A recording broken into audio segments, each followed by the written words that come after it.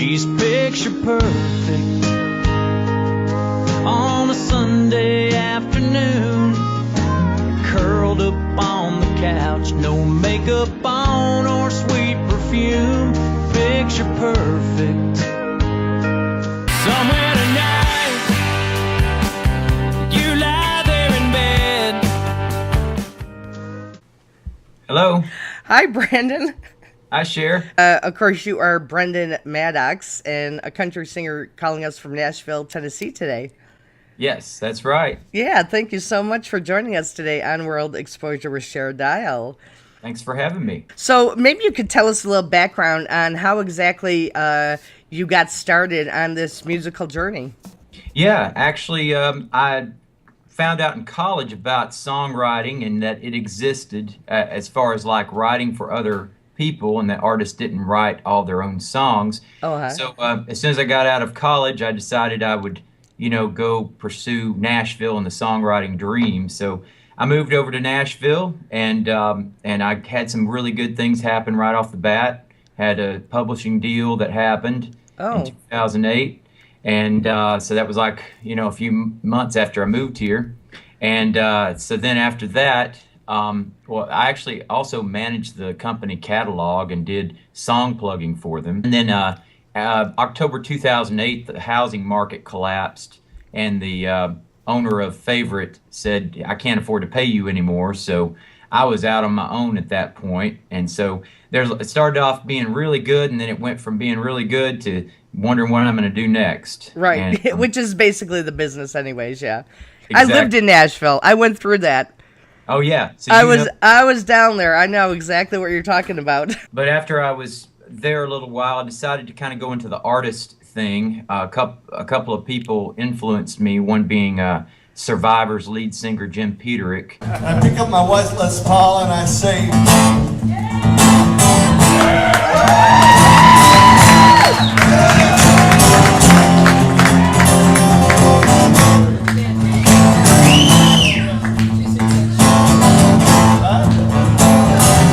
do you have the eye of the tiger, baby?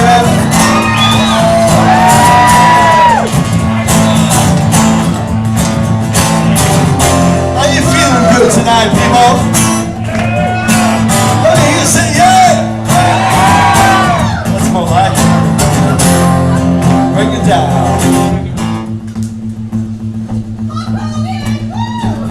Ooh, rising. He's about 70, 80 years old, and the dude still dresses in leather and goes out and does the whole shtick, even though he doesn't have to. And I asked myself, why does this guy at 80 years old go out there and still like do the game, play the game? So I came to the conclusion that, if I was an artist but didn't quite make it as an artist, I could always be a songwriter. But if I was a songwriter, I would just be nothing. So I decided to go for the artist thing, shoot for the stars, maybe hit the moon, instead of trying to aim for the moon and land back on Earth.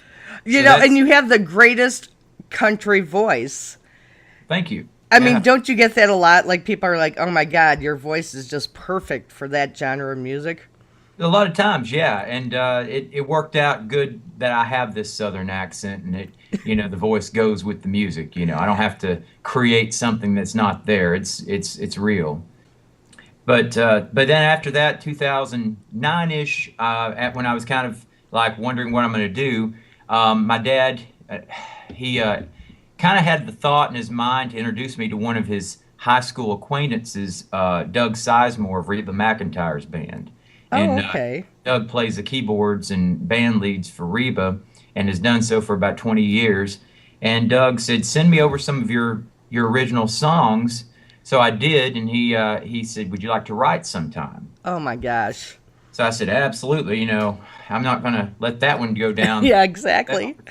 Go by. And so then Doug and I started to collaborate and write songs together. And then we'd written a few, and then after this producer who had like agreed to produce me for free, we had a little falling out because he decided to change some part of my song that I didn't give him authorization for. Right. And he didn't want to correct it or fix it. He just wanted to stick to it. He kind of like said, I'm off your album, I'm not working on it. So I was like, I spent all these hours and time with this guy. trying to make this new album come out, and really a 5-song EP. And so then Doug and I were writing that night. And he said, "Why didn't you ask me to produce it? I would have done that." And I said, Oh, "I had no wow. idea because I don't have a budget for any kind of money to pay you." And so, but anyway, Doug ended up producing the 5 songs. It became known as Weightless. And so he did a much better job than I could have dreamed it would turn out as. And it just all came together. And so that's kind of like that's kind of how I got started being an artist, and from there, good things have been coming hit and miss over the past couple of years. Now, do you find writing, is it easier for you? Does it come easy for you, or is it something that you have to work at? Well, it's both. It's something that the ideas I don't try to force the idea part of it. The idea comes, I write it down, make sure I've got plenty of them, ready to go.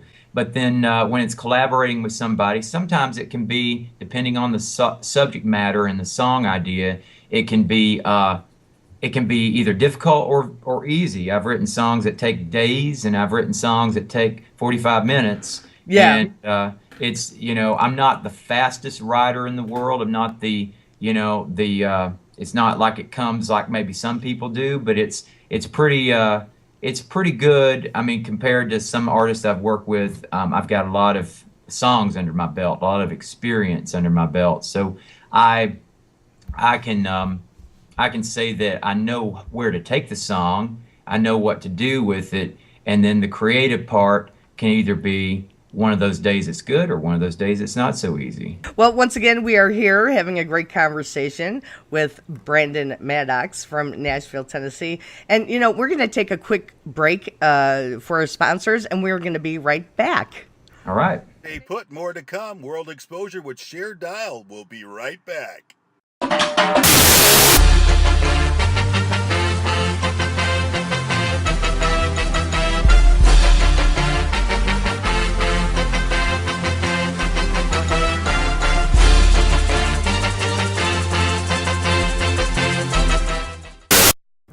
We're back, and now more World Exposure with Share Dial.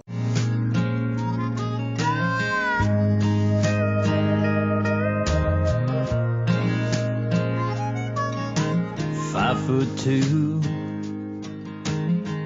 freckles on her nose, probably not the girl you'd find in a fashion show. A little white rain holds her hair just fine, and those baggy jeans look great to me when I take her out at night. She may not be a 10, but then again, if you ask me, she's picture perfect on a Sunday afternoon, curled up on the couch, no makeup on or sweet perfume, picture perfect. It's all those little things she doesn't have that get to me more than worth it. Oh, picture perfect. Okay, well, now we are right back with Brandon Maddox from Nashville, Tennessee, and he is a rising country star, I know. And I was really glad to hear that you stuck to your guns about how you wanted your song done and how the producer didn't want it that way. And I think that's great, because you have to have the courage to do that, or else then you're molded into something that's like everybody else. Yeah, especially, being an independent artist like I am, it's kind of the beauty of being an independent artist that you can say, I really want this to be the way I wrote it. Yes. And so I should take advantage of that. I don't have a big bank called a record label with a distribution center backing me to be able to put that out to radio, put it out to here, put it out to wherever. So I really have to I really want to stick by the little bit of power I have, of being an independent act, with saying, hey, this is the way I wrote it. I don't want the creativity compromised here. Well, I want to talk about your latest project, and maybe you could shed a light on that. And you're on Spotify, so that's really cool. Yeah, I've got some stuff on Spotify, and my new album, Living on Sunshine, Right. just it's actually in the process of being sent to, iTunes and Uh-huh. all the online retailers like that. And yeah, I've just been trying to work them into the different online markets. It's mainly an exposure thing because I want to say this. A lot of times people are like, well, I see him at the show right now. Well, I'll just buy him on iTunes because it's cheaper that way, or I'll buy him on an online thing. But I'll be selling CDs that day, and really, it doesn't help me that much when they buy it on iTunes or Spotify or anything like that, because iTunes is the biggest payer to artists, but they take half of a $7.99 album, or make it to where I only get $3.99 for it or I whatever. see. As an album, my production cost is about $1 and something per unit, and I make lots more off of that album. Plus, I can sign it. They can say they knew me when on that. They can't say that on iTunes. Oh, yeah, They can't say exactly. that Oh, on that's a good thing. Yeah, I never thought about that, but yeah, you're right.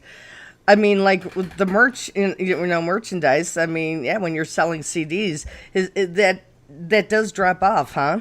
It does. It Wow. really does, because everybody's got their hands in the pie, so to speak, with Yeah. online sales. And it's cool that they can buy one or whatever their favorite track is and all that, but at the same time, their 99-cent track winds up being 50 cents to me. So Sure.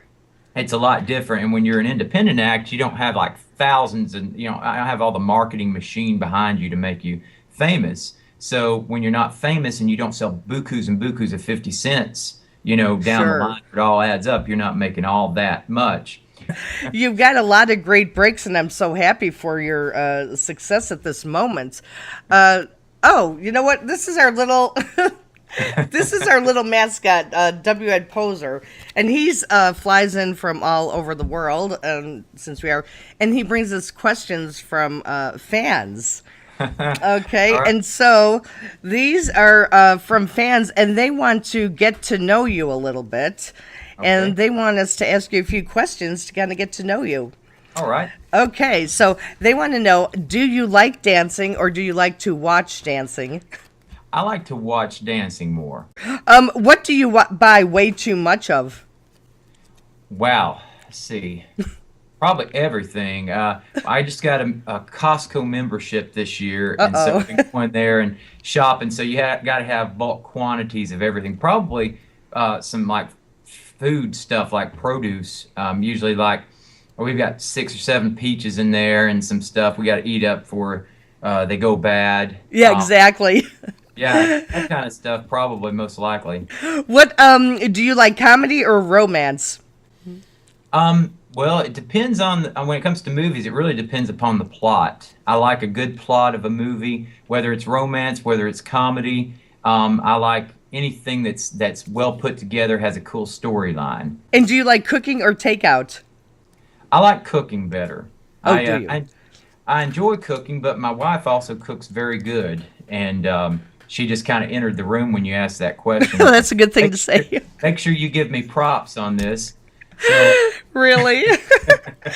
Too funny. Now, what about did you have something to do with a song that the Chicago Blackhawks? yes, I actually there's a guy in Chicago who I collaborated with on The Bigger the Wheels, the Better the Man, and we took that song basically and we just made it a Blackhawks version of it. We knew the Blackhawks were doing well in the semifinal rounds there, and we decided to do that. I took the reins on a lot of the Blackhawks version because we made an LA Kings version too for last year when the LA Kings were in the semifinals. Oh, nice. Yeah, and so we he did we did about even on that, but then the Blackhawks came around and Danny, his name's Danny Kravitz. He didn't have a lot of time to really work on that. He was real busy. So I took that and ran it past Danny. Danny said, looks good. And he changed, he worked on a couple things and then we said, okay, we're going to send it off. And so the Blackhawks, he got it to the Blackhawks management. They liked it. and I don't know really what's the deal, if it's on hold or if it's on whatever. But the Chicago scene was on it a little bit, doing some stuff with it. Nice. But yeah, it's pretty cool. Yeah, and that was really. I'm from Chicago, so that was really exciting for the Chicago this year. They were going crazy. I am so happy that you took the time to join us here today on World Exposure with Cher Dial. Thank you very much. I appreciate it. It's a fun town, and it's been a great interview. Thank you very much for having me. Stay put, more to come. World Exposure with Cher Dial. We'll be right back.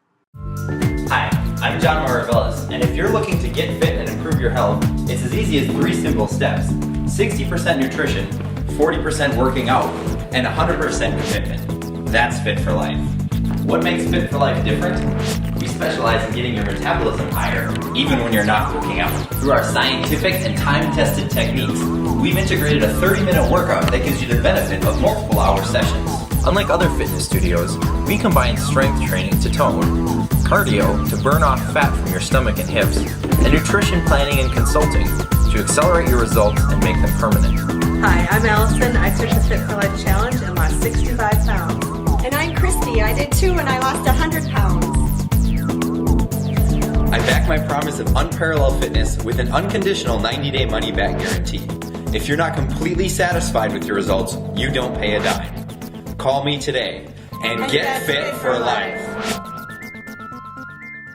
Hair trends, hair transformation, and hair tranquility begin at Hair Trinity. Hair Trinity Salon, located in New Brighton, offers you elegant, sophisticated, and business stylings to crazy, sexy, cool. Provided by certified stylists that help you create your own style in your image, because one style doesn't fit all. Affordably priced for all hair and types. Hair Trinity Salon, located at 1437 Silver Lake Road in New Brighton. We're back, and now it's time for Pop Culture with your Pop Culture Divas.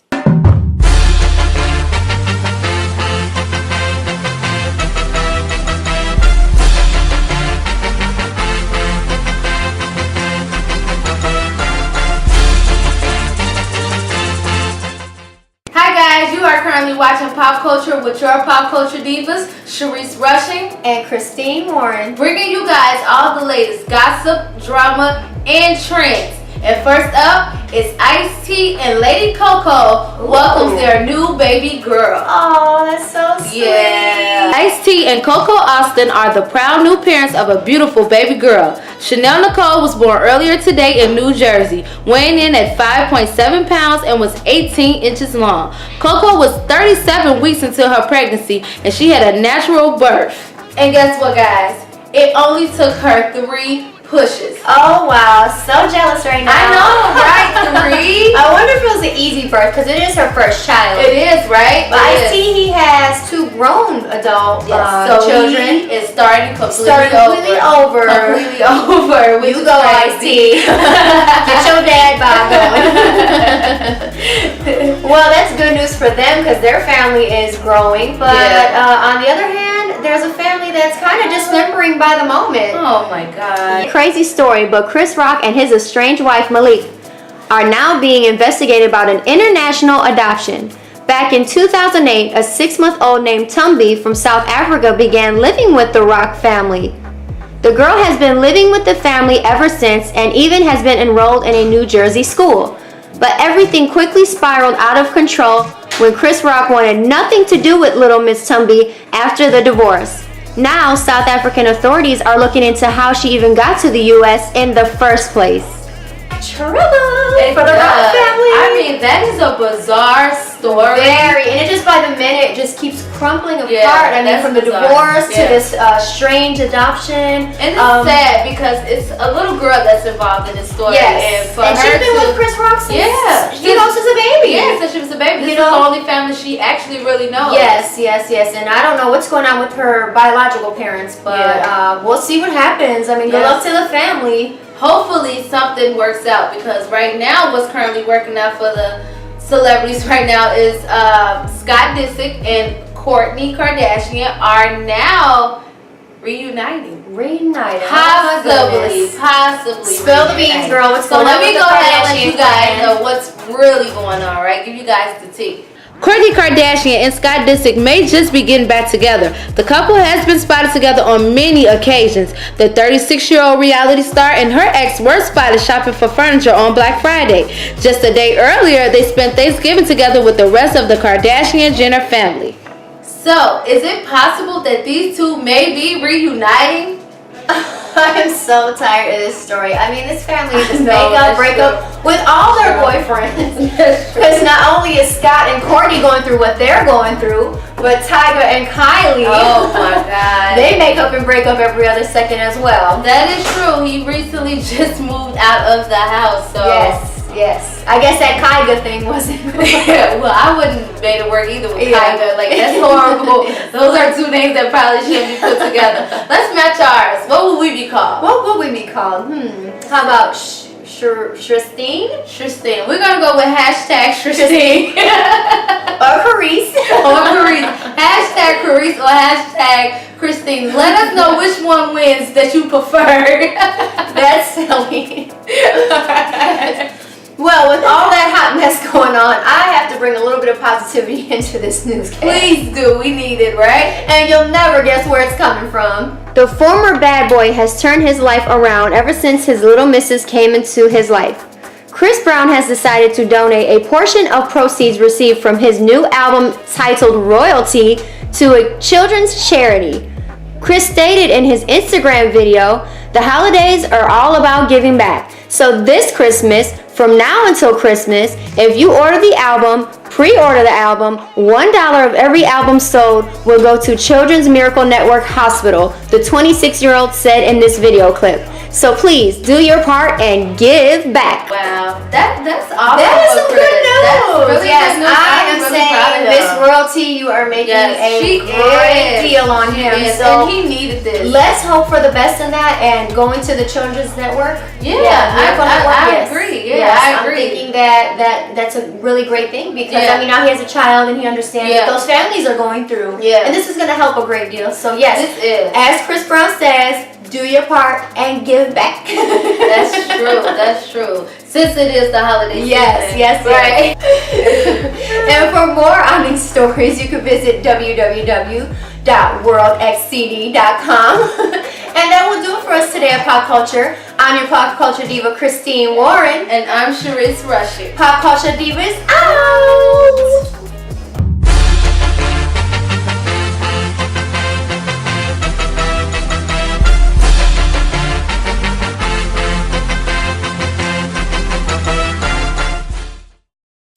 We're back, and now more world exposure with Cher Dial. Hello, Ben.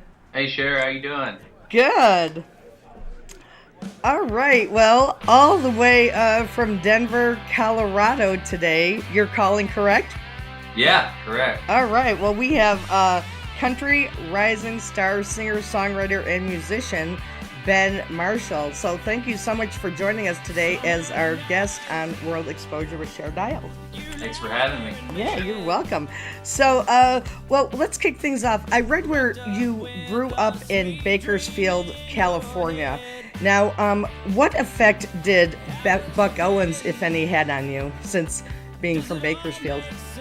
Well, you know, it was it was always on the radio. I mean, that's what you heard in the early 90s when I started really listening and getting into the radio and getting into country. So that sound, it just kind of stuck with me, you know, that Bakersfield twang, Dwight Yoakam sound, kind of a little bit of a off the chart sort of individual sound. It is a different sound. Sure, it's the Bakersfield country sound. Yeah. I dated Buck Owens' drummer. Oh, right on. Willie can too. So whenever I hear about Buck Owens in Bakersfield, I know it has an impact on a lot of people, that sound. Yeah, absolutely. And I just started getting into some of his older stuff in the last 5 years or something. But I mean that was definitely a staple in my in early influences, I guess. Oh, sure. And maybe you could give us a brief history on how you became Ben Marshal, the musician. Well, it just kind of happened. but I guess it's been years of preparation and playing. But I started playing music around 10 to 11 years old, and my first real instrument would have been trumpet in the school band. So I was always really attracted to music, and always listening to it. Always things were always grabbing my ear in public, even when I was just a little kid.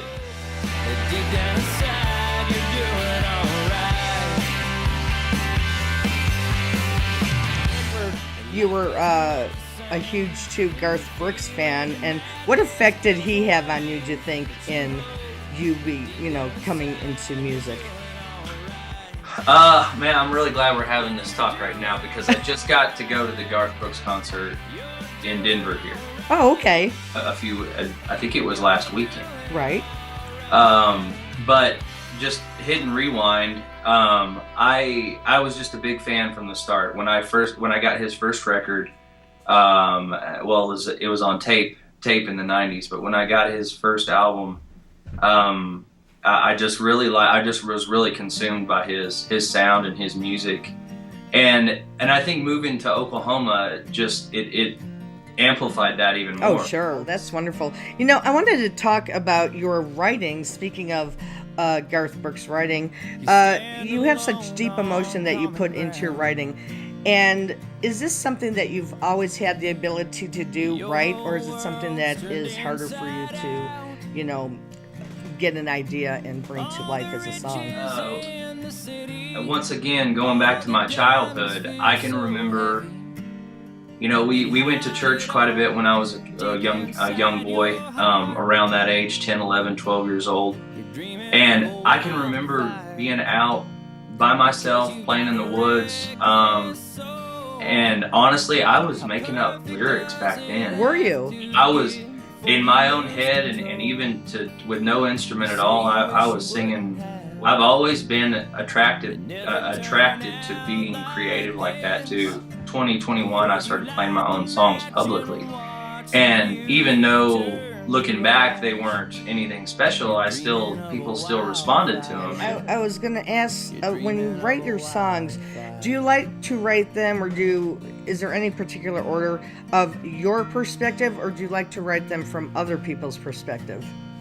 Taking into account of the EP and then the new album as well, I would say the majority of them are written about personal experiences. Right, exactly. Is it ever painful to have to get up to sing a song on stage and knowing that maybe it had been about a breakup or something that's really sad to sing about? Does that bother you, or does it just get you more emotionally involved in the song? It definitely gets you more emotionally involved in the song. And one thing that I didn't have a lot of experience with until the past 2 or 3 years was playing with a full band. I've always been an acoustic act. Yeah, definitely. And once again, we are here on World Exposure with Cher Dial, talking with Ben Marshal from Denver, Colorado. And we will be right back after this break. More to come. World Exposure with Cher Dial. We'll be right back. Hi, I'm John Marshal, and if you're looking to get fit and improve your health, it's as easy as 3 simple steps. 60% nutrition, 40% working out, and 100% commitment. That's Fit for Life. What makes Fit for Life different? We specialize in getting your metabolism higher, even when you're not working out. Through our scientific and time-tested techniques, we've integrated a 30-minute workout that gives you the benefit of multiple hour sessions. Unlike other fitness studios, we combine strength training to tone, cardio to burn off fat from your stomach and hips, and nutrition planning and consulting to accelerate your results and make them permanent. Hi, I'm Allison. I took the Fit for Life Challenge and lost 65 pounds. And I'm Christy. I did too, and I lost 100 pounds. I back my promise of unparalleled fitness with an unconditional 90-day money-back guarantee. If you're not completely satisfied with your results, you don't pay a dime. Call me today and get fit for life. We're back, and now more World Exposure with Cher Dial. Okay, and we are back with Ben Marshal out of Denver, Colorado, I would say country singer from Denver. Is that the way you like to categorize yourself, or how would you like to categorize yourself? Because I saw on your playlist of songs, Chris Knight. I love, just to keep it simple and not confuse anybody, I just say we sing country music, and but I really like the idea of songwriter, kind of that Americana mixed in with it too. Yes, definitely. Now, you have the perfect country voice and look, and do you consider yourself becoming a sex symbol? Well, I'll disagree, Cher. I'm such a really critic. I'm such a critic, but thank you. Thanks for the compliment. I don't know. I don't really know how to. I've never really thought about that before. I know that you have to. I know that you have to be charismatic, and I know that you have to be presentable, and people want to be able to look at you. So I try to take care of myself. I like the gym, Exactly. The beard every once in a while, Oh, you know what? Here's our little mascot, W.Ed Poser, and he's of course We Are World Exposure, and he flies in from all over the world with questions from fans for you. And today he flew in from actually right across town, Minneapolis, where I interviewed a Irish punk funk rock band the other night, the Tim Malloys. And so they'll be on our show, of course, along with you on Wxcd.com. So we were just talking about you and your charisma and everything that goes along with being an artist. And so some fans want to know if they can get to know you a little bit. So they want to ask a question, and do you like dancing, or do you like to watch dancing? I've always been the guy who loves the stage. I do not. I am not a dancer. I mean, there's been a few rare nights where I've cut loose and made a fool of myself, but I really prefer, especially watching, being in the crowd anymore. I like being on stage. I'll dance around on stage a little bit. Right. Let's see, motorcycle or boats? Oh, motorcycle. Definitely motorcycle. Yeah. So what is next for Ben Marshall? I think this second record is really going to put us in a different realm. We have been really working hard. Last year we played close to 80 shows in about eight states. And this year we're looking to grow that up to 100, 110. I'm looking at a lot more, venue-oriented places versus, playing some of the places we had to play last year, which was a great time, great experience and everything. But we're really pushing forward, and I have a baby due in July. Oh, congratulations! Thank you. I'm so excited for you and for your music. And I am a huge country music fan, old and new. I'm more of the older type style, but I love all country, and I just really see a bright future for you. Thank you very much. Well, it's been a long time coming. This passion that I couldn't let go of, and it really feels good to be able to do this right now, and it feels good to have people like you supporting what we do and helping out on your end as well, Cher. Oh, definitely. This has been Marshall from Denver, Colorado, and you're watching World Exposure with Cher Dial.